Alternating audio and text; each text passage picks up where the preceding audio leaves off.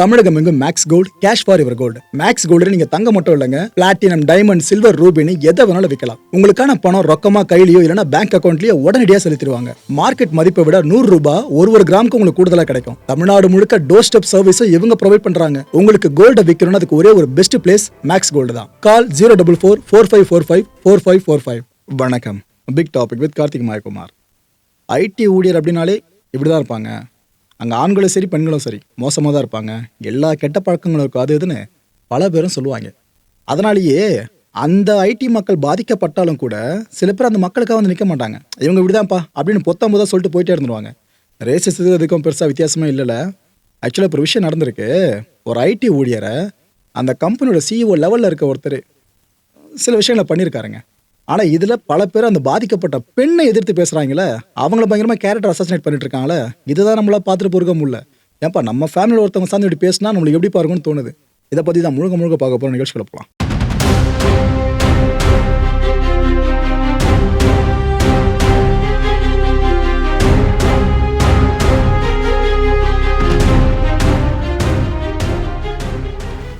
சம்பவம் நடந்த இடம் நம்ம தமிழ்நாட்டில் சென்னையிலையும் அலங்கேயும் கிடையாது, நம்ம ராஜஸ்தான் இருக்குல்ல, அங்கே நடந்தது தான். ஜிகேஎம் ஐடி பிரைவேட் லிமிடெட் இந்த ஐடி கம்பெனி இருக்குல்ல, இந்த கம்பெனியை பற்றி நீங்கள் சும்மா அந்த ரிவ்யூஸ் அதுன்னு எடுத்து பார்த்தீங்க அப்படின்னா அவங்களே என்னத்தை நம்ம ரேட்டிங்ஸ் கொடுத்துருப்பாங்க. 4.7. எதுக்கு? 5க்கு 4.7. என்ன விஷயத்தில்? இந்த பெண்கள் நட்புறவாக இங்கே நடத்துறது, அதான் அவங்கள மரியாதை கொடுக்கறது, அவங்களுக்கான சேஃப்டி, இந்த விஷயங்கள்லாம் சேர்த்து பார்த்தீங்கன்னா ரேட்டிங் 4.7. ஏதோ ஒரு ஃபுட் ஆர்டர் பண்ணுறப்ப 5க்கு 4.7ன்னு ஒரு ரேட்டிங் இருந்தால் நமக்கு கண்ணு பயங்கரமாக விரியும். பார்த்தீங்களா, சூப்பராக இருக்கும் போல இருக்குது அப்படின்ட்டு. லிட்டலாக அதை மைண்டில் வச்சுக்க மக்களே. கிட்டத்தட்ட அவங்க கொடுத்துருக்க அஷூரன்ஸ் இதுதான் 4.7 அப்படின்ட்டு. அந்தளவுக்கு பெண்கள் பாதுகாப்பு, பெண்கள் இங்கே பயங்கரமாக நினைக்கிற விஷயங்களை பண்ணலாம், ஆணுக்கு நிகராக பெண்கள் அது இதுன்னு பல விஷயங்களை உள்ள கிரியேட் பண்ணியிருக்கிறதா செல்ஃப் அவங்க தம்பட்ட அடிச்சிட்டாங்க. ரைட்டு, இது எதுக்கு சொல்கிறேன்னு கான்டென்ட் முடியும் உங்களுக்கு தெரியும். இது ஒரு முகம் தெரியுது அவங்களுக்கு. இந்த பர்சன் பேர் ஜேபி சிசோடியா. இவர் தான் அந்த ஜிகேஎம் ஐடி சொன்ன பாருங்க, அதோட சிஇஓ. அங்கே ஒரு பர்சன் தெரிகிறாப்புல, அவர் பேர் கௌரவ். அவர் யாருன்னா, இது ஒரு அம்மா தெரியுறாங்களா, முகத்தை பிளர் பண்ணியிருக்கோம். ஓகே, இந்த அம்மா பேர் ஷில்பா. இதே கம்பெனியில் எக்ஸிக்யூட்டிவ் ஹெட்டாக இருக்காங்க. இந்த அம்மாவோட புருஷன் தான் அவர். புரிஞ்சிச்சா மக்களே? இந்த 2 பேரும் தம்பதி. இவர் அந்த கம்பெனியில் சிஇஓவாக இருக்காப்புல. ஓகே, ஏன்னா இவங்க 3 பேர் தான் இந்த கேஸில் சம்மந்தப்பட்டவங்க இப்போ அரெஸ்டும் ஆயிருக்கவங்க. என்ன இருக்கு, கடந்த 20ஆம் தேதி இந்த சிசோடியா இருக்கார்ல சிஇஓ, இவருக்கு பர்த்டேங்க. ஸோ இதுக்காக ஒரு பார்ட்டி பண்ணலாம் அப்படின்ட்டு ஒரு ஹோட்டலில் ஃபுல்லாக அரேஞ்ச் பண்ணுறாங்க. அது மட்டும் இல்லாமல் டிசம்பரில் வர பர்த்டே வருதா, சரி நம்ம நியூ இயர் செலிப்ரேஷன் சேர்த்து எங்கேயே முடிச்சிடுன்ற மாதிரி தான் ஃபுல்லாக அரேஞ்ச் பண்ணியிருக்காங்க. அரேஞ்ச் பண்ணுறாங்க அப்படின்னாலே இவங்க கம்பெனிலேருந்து பல பேர் கூப்பிடுவாங்க, கலீக்ஸ்லாம் வருவாங்க, மற்ற கம்பெனி சேர்ந்த நிறைய ஃப்ரெண்ட்ஸாக வருவாங்க, ஃபேமிலியில் இருக்க சில பேர் கூட மேபி வந்திருக்கலாம். இப்படி ஒட்டுமொத்தமாக கூட்டம் தரலுதா அந்த ஹோட்டலில் பயங்கர பார்ட்டி மயம். நைட்டு 9 மணிக்கு ஆரம்பிக்கிறாங்க பார்ட்டியை. போது பார்ட்டி 10 மணி, 11, 12, 1, 1:30 மணி வரைக்கும் பார்ட்டி நடந்துட்டு இருக்குங்க. ஸோ 1:30 மணிக்கு அந்த பார்ட்டி முடிஞ்சிருச்சா, இதுக்கப்புறம் எல்லாரும் அங்கங்கே கிளம்பி வீட்டுக்கு போனோம் பார்த்தீங்களா. ஆனால் பல பேரால் போக முடியாத சுச்சுவேஷன். சில பேர் என்ன பண்ணிட்டாங்க, உஷாராக டிரைவரை போட்டு கூப்பிட்டு வந்திருக்காங்களாம். அதாவது எப்படியாலும் அந்த பார்ட்டிக்கு போனால் சரக்கு ஓடும், நம்ம அடிச்சுட்டு கொஞ்சம் போதை ஆகிடுவோம், வண்டி ஓட்ட முடியாது, டிரைவர் வந்து பொத்தனாப்பில் வீட்டில் திரும்பி விட்டுருவாருன்னு கூப்பிட்டு வந்துட்டு இருக்காங்க கையோடு. சில பேர் கேபை ப்ரிஃபர் பண்ண ஆரம்பிச்சிட்டாங்க. இப்படி ஒவ்வொருத்தரும் ஒவ்வொரு முடிவு எடுத்துட்டாங்களா. குடிக்க போகிறோம் தெரிஞ்சு இது போல விஷயம் ரெடி ஆகிட்டாங்களா. இதே கம்பெனியில் ஒர்க் பண்ணிட்டு இருக்க ஒரு மேனேஜர், ஒரு பெண்மணி தான் அவங்க. இவங்க பெருசாக இது போல் ஐடியா எதுவும் பண்ணல போல இருக்கு. அவங்களும் அங்கே நெக்கை குடிச்சிருக்காங்க. குடிச்சிட்டு அவங்களும் சம போதை ஆகிட்டு இருக்காங்க. இதுக்கப்புறம் அவங்க எங்கேருந்து கார் எடுக்கிறது, இவங்களை நோட் பண்ண அந்த 3 பேர் சொன்ன பாருங்க, சிசோடியா, ஷில்பா அண்ட் கௌரவ். இந்த 3 பேரும் சரிம்மா நாங்கள் உங்களை வீட்டில் விட்டுறோம் வாங்க அப்படின்ட்டு காரில் ஏறுறாங்க. அந்த பொண்ணையும் காரில் ஏற்றுறாங்க. ஏற்றி முடிச்சாச்சா, இங்கேருந்து கார் கிளம்புன கார் வீட்டுக்கு தானே போய் நிற்கணும். ஆனால் நடுவில் நின்றுருக்கு. இந்த கௌரவன் ஒரு பர்சன் சொன்ன பார்த்தீங்களா, அந்த ஷில்பாவோட புருஷன். இந்த பர்சன் தான் காரை ஓட்டிருக்காப்புல. இவரை தாண்டி மற்ற 3 பேரும் அந்த காருக்குள்ளே இருக்காங்க. கார் போய் இடத்துல நின்றுச்சுன்னு சொன்னேன்னா, நின்னதுமே கார்லேருந்து இறங்கி அங்கேருந்து ஒரு இடத்துக்கு, சின்ன ஒரு இடம், அது என்னன்னு இப்போ அவங்க டீட்டெயில் பண்ணல போலீஸு. அங்கே ஒரு இடத்துக்கு போயிட்டு ஒரு சப்ஸ்டன்ஸை வாங்கியிருக்காங்க. என்ன கரும சப்ஸ்டன்ஸ் தெரியல, அதை வாங்கியிருக்காங்க. வாங்கிட்டு வந்து இந்த சிகரெட்ஸ் இருக்குல்ல, அதுக்குள்ளே ஸ்டஃப் பண்ணியிருக்காங்க. அந்த சப்ஸ்டன்ஸை ஸ்டஃப் பண்ண கையோடு, ஆக்சுவலாக இந்த விஷயம் அந்த பொண்ணு பார்க்கல, அந்த போதையில் இருக்க பொண்ணு பார்க்கல. ஸ்டஃப் பண்ணிவிட்டு அந்த பொண்ணுக்கு ஒரு சிகரெட்டை கொடுத்துருக்காங்க. மற்றவங்க ஒரு சிகரெட் எடுத்துக்கிறேன்னு சொல்லி எடுத்துக்கிட்டு ஸ்டஃப் பண்ண சிகரெட்டை அந்த பொண்ணிட்ட கொடுத்துருக்காங்க. அந்த பொண்ணு ஏற்கனவே குடிபோதை, இது பத்தாதுன்னு இந்த சிகரெட்டையும் பிடிச்சி இழுக்க ஆரம்பிச்சிருக்காங்க. இதுக்கப்புறம் அந்த பொண்ணு அன்கான்ஷியஸ் ஸ்டேஜுக்கே போயிட்டாங்க. சுற்றி என்ன நடக்குதுன்னு அந்த பொண்ணுக்கு தெரியல. அப்பேற்பட்ட சுச்சுவேஷன் கிரியேட் ஆகுது. இதுக்கப்புறம் அடுத்த நாள் காலையில் என்ன ஆகுது, அந்த பொண்ணு தூங்கி எழுந்துக்கிறாங்க. எழுந்துக்கும் போதே அவங்களுக்கு ஏதோ ஒரு மாதிரி வித்தியாசம் தெரியுது அவங்களோட பாடியில். ஏதோ கிட்டத்தட்ட அடிச்சு போட்ட மாதிரி தான் ஒரு ஃபீல் அந்த பொண்ணுக்கு இருந்திருக்கான். அதுக்கப்புறம் அவங்களோட ப்ரைவேட் பார்ட் இருக்குல்ல, அங்கே ஏதோ சம் இன்ஜுரிஸ் இருக்கிற விஷயத்த அவங்க பார்த்துருக்காங்க. அதுவும் கொஞ்சம் அவங்களுக்கு பெயினை கொடுக்க ஆரம்பிச்சிருக்கு. ஒரு மாதிரி உடம்பே கச கச கசன்னு அந்த பொண்ணுக்கு ஆகிட்டு இருக்கு. இதெல்லாம் அவங்க ஸ்டேட்மெண்ட்டில் சொல்லியிருக்காங்க. இதுக்கப்புறமா என்ன ஏது நடந்திருக்கும் அப்படின்னு பொண்ணு யோசிச்சே இருக்கும்போது, சரி நாம் கடைசியாக வந்தது அந்த சிஇஓ அந்த கேங் கூட தான் வந்தோம், நாம் செக் பண்ணி பார்த்துருவோம் அப்படின்ட்டு அந்த கார் இருக்குல்ல, அந்த காரோட டேஷ் கேம் இருக்கும் பார்த்தீங்களா, அதை எடுத்து செக் பண்ணி பார்க்க ஆரம்பிக்கிறாங்க. பார்த்த பொண்ணு செம ஷாக்குங்க. என்ன இருக்கு, அந்த கார் ஓடிக்கிட்டே இருக்கு. அந்த காருக்குள்ளே இருந்தவனு இருக்காங்க பாருங்க, அந்த 3 பேர், அதில் அந்த 2 பேர் முக்கியமாக அவனுங்க அந்த பொண்ணை காருக்குள்ளே வச்சு பாலியல் வன்கொடுமைக்கு உட்படுத்தியிருக்கானுங்க. குட்டு பாலியல் வன்கொடுமைக்கு அந்த பொண்ணை உட்படுத்தியிருக்கானுங்க. அந்த அளவுக்கு போதையில் இந்த கார் இதுக்குன்னு நிறுத்தாமல் அவங்க டிரைவ் பண்ணிகிட்டே போயிட்டு இருந்திருக்காங்க. விடிய காத்தால் 5 மணி வரைக்கும் அந்த கார் அந்த பொண்ணோட பிளேஸுக்கு வரவே இல்லைங்க. அப்போ அது வரைக்கும் கார்லேயே சுற்றிட்டு இருந்திருக்காங்க அந்த பொண்ணை கூட்டு பாலியல் வன்கொடுமைக்கு உட்படுத்திக்கிட்டே. ஆனால் அந்த பொண்ணுக்கு என்ன நடக்குது ஏது நடக்குதுன்னு தெரியாமல் அன்கான்ஷியஸ் ஸ்டேஜில் இருக்காங்க. போதை எவ்வளோ ஒஸ்ட்ன்றதுக்கு இந்த சம்பவம் ஆகச்சிருந்த சான்று. இந்த ஒட்டுமொத்த நிகழ்வுகள் இருக்குல்ல, இது எல்லாமே அந்த கேமராவில் தெளிவாக பதிவாயிருக்கான்.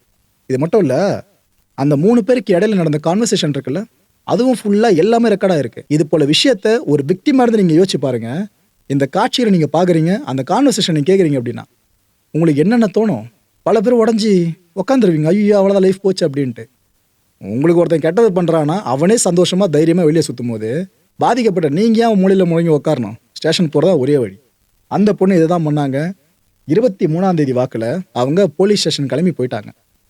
போனவங்க முதல்ல வாய்மூடியாக இந்த விஷயத்த சொல்லியிருக்காங்க டிபார்ட்மெண்ட்டில். இது போல் என்ன கூட்டு பாலியல் வன்கொடுமைக்கு உட்படுத்திருக்கான்னு சொன்னதும் போலீஸார் யார் என்னன்னு விசாரிக்கிறப்ப அந்த சிஇஓ பேர்லாம் வெளியே வந்துச்சா, அவங்க லைட்டாக ஓகே பெரிய இடமா இருக்கும் போல இருக்கு என்ன எதுன்னு அதுக்கப்புறம் துருவி விசாரிக்க ஆரம்பிச்சிருக்காங்க. அப்போ அவங்க பெருசாலாம் பேசலைங்க. அந்த பொண்ணு அந்த வீடியோ ஃபுட்டேஜ் சொன்ன பார்த்தீங்கன்னா ரெக்கார்டாக இருந்தது, அது எல்லாத்தையும் போலீஸ்கிட்ட சப்மிட் பண்ணிட்டாங்க. இந்தாங்க எவிடன்ஸ், இதை பார்த்துங்க அப்படின்ட்டு. இதுக்கப்புறமா போலீஸார் தாமதிக்க வாய்ப்பு இல்லைல்ல, ஏன்னா சாலிட் எவிடன்ஸாக ஒன்று கையில் இருக்குல்ல. முதல்ல அந்த பொண்ணுக்கு மருத்துவ பரிசோதனை சார்ந்த விஷயங்களுக்கு அரேஞ்ச் பண்ணிட்டாங்க. முதல்ல நீங்கள் மெடிக்கல் எக்ஸாமினேஷன் முடிச்சிருக்குமா, அதுக்கப்புறம் மற்றெல்லாம் பார்த்துக்கலாம் அப்படின்னு. ஏன்னா போலீஸார் கன்ஃபார்மாக பண்ணணும் இந்த விஷயத்த. அந்த பொண்ணோட உடல்நலம் சார்ந்து பேரணும், சட்டம் சொல்கிற விஷயம் அது ஆரம்பிச்சாச்சா. இதுக்கப்புறம் கூட்டு பாலியல் வன்கொடுமைன்னு போலீஸார் கேஸை ஃபைல் பண்ணிட்டாங்க. ஃபைல் பண்ண கையோடு அந்த 3 பேரையும் தூக்கிட்டாங்க. சிசோடியா, ஷில்பா, அப்போ கௌரவ், இந்த 3 பேர் அரெஸ்ட் பண்ணி விசாரிக்க ஆரம்பிச்சிட்டாங்க. இந்த 3 பேரையும் கோர்ட்டில் ப்ரொடியூஸ் பண்ணுறாங்க. ப்ரொடியூஸ் பண்ண கையோடு ஜட்ஜு கிட்ட கஸ்டடி கேட்குறாங்க. ஜட்ஜை ஓகேன்னு சொல்லி ஒரு 4 நாட்கள் வரைக்கும் இந்த 3 பேருக்கும் கஸ்டடிக்கு ஓகே பண்ணிட்டாங்க. இப்போ தான் இந்த இன்வெஸ்டிகேஷன் ரொம்ப டீப்பாக போக ஆரம்பிச்சிருக்கு. பிகாஸ் ஒருத்தவங்க ஒரு குற்றச்சாட்டு சுமத்துறாங்கன்ற ஒரே காரணத்துக்காக இதுதான் தப்பு நடந்திருக்கு அப்படின்னு நம்ம ஒரு முடிவுக்கு வர முடியாதுல்ல. ஆனால் இந்த வழக்கை பொறுத்த வரைக்கும் சாலிட் எவிடன்ஸாக வீடியோ சப்மிட் பண்ணப்பட்டிருக்கதா சொல்கிறாங்க. அந்த வீடியோ கண்டிப்பாக வெளியே வரக்கூடாது, ஏன்னா வெக்டிம்ன்ற ஒரு விஷயம் இருக்குது, கண்டிப்பாக உங்களுக்கு புரிஞ்சிருக்கும். இப்போ போலீஸார் அதுக்கப்புறம் இந்த இன்வெஸ்டிகேஷன் முடிவில் என்ன சொல்ல போகிறாங்கன்றதான் பல பேர் எதிர்பார்த்துட்டு இருக்காங்க. இந்த இன்வெஸ்டிகேஷனை யார் லீட் பண்ணுறாங்கன்னா விமன்ஸ் கிரைம் யூனிட்டை சேர்ந்த அடிஷனல் எஸ்பி மாதுரி வர்மா. இவங்க தான் ஃபுல்லாக இந்த இன்வெஸ்டிகேஷனை லீட் பண்ணி கொண்டு போகிறாங்க. இந்த இன்வெஸ்டிகேஷன் முடிவில் தான் தெரியும் அந்த பொண்ணு சொன்ன விஷயங்கள் எந்த அளவுக்கு விவரிக்க முடியாத ஒன்றா இருக்குது, அந்த 3 பேர் மேலே எந்த அளவுக்கு தவறுகள் இருக்குன்ற விஷயம் இனிமே தான் தெரியும். கொடுமையை பார்த்தீங்களா, புருஷன் முன்னாடி 2 பேர் காரில் இருந்திருக்காங்க. இதெல்லாம் உச்சக்கட்ட கொடுமையை. மக்களை இந்த கான்டென்ட்டை பொறுத்தவரைக்கும் நாமெல்லாம் சிந்திக்க வேண்டிய முக்கியமான விஷயங்களை முதன்மையான விஷயம், கூட இருக்கிறவங்க நம்பி தான் பல பேர் போதை ஆகிறாங்க. உண்மை தானே? இப்போ ஃப்ரெண்ட்ஸ் கூட 4-5 பேர் கூட போகிறாங்க அப்படின்னா அதில் ஒருத்தன் குடிக்காமல் இருப்பான். மற்ற 3 பேர் ஜாலியாக குடித்தாலும் ஃப்ரெண்டு நம்மளை தூக்கிட்டு போய் விட்டுற போகிறோமா வீட்டில் அப்படின்னு நம்பிக்கை இருக்கும். ஆனால் அந்த நம்பிக்கையை சில பேர் இந்தளவுக்கு மோசமாக பயன்படுத்துறதெல்லாம் ஏற்றுக்க முடியாத விஷயம். மிகப்பெரிய நம்பிக்கை துரோகமாக இதை பார்க்கலாம். போதை தப்பு தான், நான் இல்லைன்னு சொல்லலை. ஆனால் அந்த விஷயத்தை ஒருத்தன் ஃப்ரெண்டு கூட இருக்கான்னு நம்பிக்கையில் செய்யும் போது அதையும் தாண்டி இது போல விஷயம் நடக்குது, அதுதான் தப்பாக தெரியுது. ரெண்டாவது சிந்திக்க வேண்டிய விஷயம், அந்த பொண்ணை இப்போ பல பேர் குற்றம் சொல்ல ஆரம்பிச்சிட்டாங்க. நீ பொண்ணு தானே இழுத்து போதிட்டு போக மாட்டியா, நீ பொண்ணு தானே தம் அடிக்காமல் இருக்க மாட்டியா, நீ பொண்ணு தானே குடிக்காமல் இருக்க மாட்டியா, நீ பொண்ணு தானே உனக்கு நைட்டு என்ன அங்கே வேலை, இதை பல பேரும் கேட்பாங்க. ஆனால் அவங்க வீட்டில் ஒரு பொண்ணு இது போல் பாதிக்கப்பட்டுச்சுன்னா வாயை திறக்க மாட்டாங்க. இதுதான் மற்றவங்க வீட்டில் எதனா ஒன்றுனா ஈஸியாக வாயில் வர வார்த்தையில் போட்டுருவாங்க. ஆனால் நம்ம வீட்டுன்னு வரப்போ யாரும் பேசக்கூடாதுன்னு எதிர்பார்ப்பாங்க. இந்த மைண்ட் செட் இன்னும் மாறல, பல பேருக்கு இருக்க தான் செய்யுது. ஏன்னா இந்த கேஸில் கூட அந்த பொண்ணை பல பேர் ப்ளேம் பண்ணிட்டு இருக்காங்க. நான் முதல்ல சொன்ன இந்த ஃபர்ஸ்ட் விஷயம் இருக்குல்ல, அதை கனெக்ட் பண்ணி பாருங்கள், இது உங்களுக்கு கிளாரிட்டி கிடச்சிரும். மூணாவது சிந்திக்க வேண்டிய விஷயம், விருப்பம் இல்லைன்னா பொண்டாட்டியை புருஷன் கூட தொடக்கூடாது. ஓகேவா? இது எல்லாருக்கும் தெரிஞ்ச விஷயம் தான். ஆனால் இது எக்ஸிக்யூட் ஆகுதான்னு கேட்டிங்கன்னா பல குடும்பங்களில் எந்த அளவுக்கு சித்திரவதையை பல பெண்களும் சில நேரங்களில் சில ஆண்களும் சந்திச்சிட்டு இருக்கான்னு நான் உங்களுக்கு சொல்லி தெரிய வேணாம். அப்படி இருக்கிறப்ப இந்த கேங் ரேப்பில் அந்த பொண்ணு விக்டிம் பாதிக்கப்பட்டவங்க அவங்கள திரும்ப திரும்ப நோண்டுறாங்க பாருங்க, 1008 கேள்வியை கேட்டு. இதை ஏற்றுக்க முடியல. அந்த பொண்ணுக்கு விருப்பம் இல்லை. ஏங்க அன்கான்ஷியஸுங்க, என்ன நடக்குதுன்னு தெரியல. அந்த பொண்ணு இது போல தப்பாக நடந்திருக்காங்கன்னா அந்த பொண்ணை குறை சொல்கிறேன்னு சொல்லிட்டு இந்த கூட்டுப்பாலியல் வன்கொடுமை செஞ்சவனுங்களை பல பேர் இப்போ தூக்கி பிடிக்கிற மாதிரி இருக்கு. நானாக சிந்திக்க வேண்டிய விஷயம், குடிக்கிறதுல மட்டும் பெண்ணையும் பேசக்கூடாது. நிறைய ஆர்வ கோளாறுகள் இருக்கும். பெண்களே சில பேர் சொல்கிறேன், என்ன பண்ணுவாங்க, ஆம்பளை குடிக்கிறானா நான் குடிப்பேன், ஆம்பளை தம் அடிக்கிறானா நானும் அடிப்பேன், அவன் இது போல் ட்ரெஸ் பண்ண நானும் பண்ணுவேன் எப்படின்னு கிளம்புற பல பேர் இருப்பாங்க. எல்லாம் ரொம்ப ஈஸி பண்ணிடுறது. இதுவே அந்த பையன் ஐஏஎஸ் ஐபிஎஸ் படித்து பாஸ் ஆகிறானா நானும் கஷ்டப்பட்டு படித்து பாஸ் ஆகிறேன், இது போல் சொல்கிற பெண்களை இன்னைக்கு எத்தனாங்க?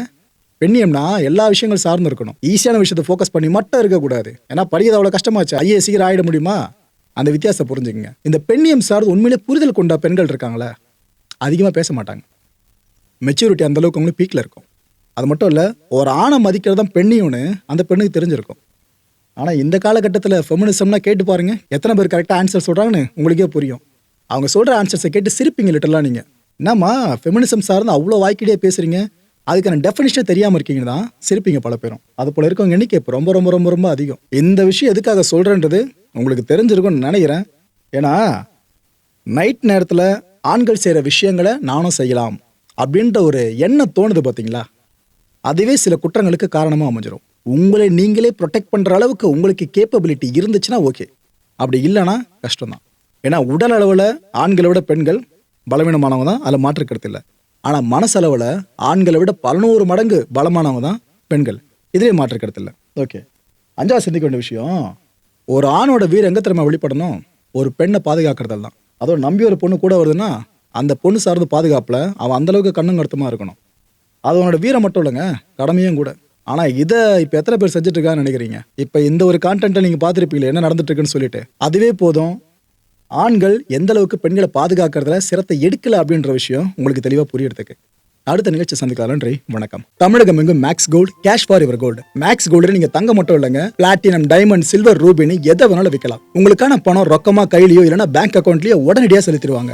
மார்க்கெட் மதிப்பை விட 100 ரூபாய் ஒரு கிராமுக்கு உங்களுக்கு கூடுதலா கிடைக்கும். தமிழ்நாடு முழுக்க டோர் ஸ்டெப் சர்வீஸும் இவங்க ப்ரொவைட் பண்றாங்க. உங்களுக்கு கோல்ட விற்கணும்னா அதுக்கு ஒரே ஒரு பெஸ்ட் பிளேஸ் மேக்ஸ் கோல்டு தான். கால் 04445454545. என் நண்பர் மாயம் ஸ்டுடியோஸ் நேயர்களே, மாயம் பக்தின்னு ஆன்மீகத்துக்காக பிரத்யேகமா ஒரு சேனலை கொண்டு வந்திருக்கோம்.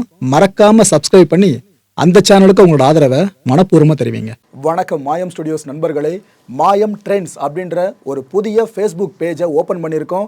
நீங்கள் யூடியூப்ல பார்த்துட்டு இருக்கீங்களா நம்மளோட கான்டென்ட்ஸ்லாம், இதெல்லாம் விட ஒரு படி மேலே ரொம்ப கிறிஸ்பாகவும் ரொம்ப சூப்பராகவும் நிறைய கான்டென்ட்ஸ் உங்களுக்கு இந்த பேஜில் காத்துட்டு இருக்குங்க. ஸோ உடனடியாக ஃபேஸ்புக் பிளாட்ஃபார்ம் போங்க, மாயம் ட்ரெண்ட்ஸ்னு டைப் பண்ணி சர்ச் பண்ணி நம்ம பேஜை ஃபாலோ பண்ணுங்க. அப்படியே நம்ம சேனலே நீங்கள் சப்ஸ்கிரைப் பண்ணிட்டீங்க அப்படின்னா இன்னும் நிறைய புது புது கான்டென்ட்ஸை உங்களுக்காக ப்ரொடியூஸ் பண்ணி கொடுத்துக்கிட்டே இருப்பாங்க. நீங்கள் பண்ணுற ஒவ்வொரு சப்ஸ்கிரிப்ஷனும் எங்களுக்கு பெரிய மோட்டிவேஷனாக அமையும்.